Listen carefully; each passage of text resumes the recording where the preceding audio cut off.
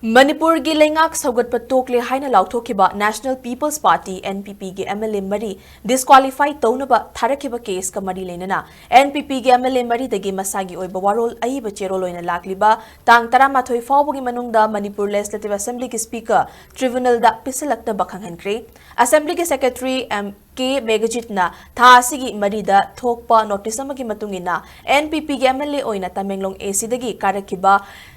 Jang Hemlung Pamai Moirang AC dagi karakhiba NPP gi MLA Thongam Santi Oinam AC dagi NPP da vote karakhibi Irengbam Nalini amasung Kakching AC dagi NPP gi MLA Mayang Lambam Rameshwarna lakliba Tang 12 gi ayuki pung 8 makhaida case asigi proceeding taunaba matam lepkre masigi matungina MLA singna masana laktuna natraga authorized tawraba misak amana speaker gi tribunal da tharakna bakhangankre panba yabadi kumjali singani kunhumdoi gi me ahum dagi hawraktuna ngasi fawba loishindana leiriba Manipur gi irang asida chief minister Nongthomam Biren na luching balenga kasi fail oire haiduna mamang chahi gi November 19 da chief minister N Viren gi lengakta saugat patokli haina lautho Madugi matung tarakpada NPP Manipur na haujik lady balengak asida Makha na sogatli haina maral siraduna Manipur Pradesh Congress Committee gi Vice President Hareshwar Goswami na mamang thagitang kunipanda mathakta pankriba MLA Mari asigi mathakta disqualification case sing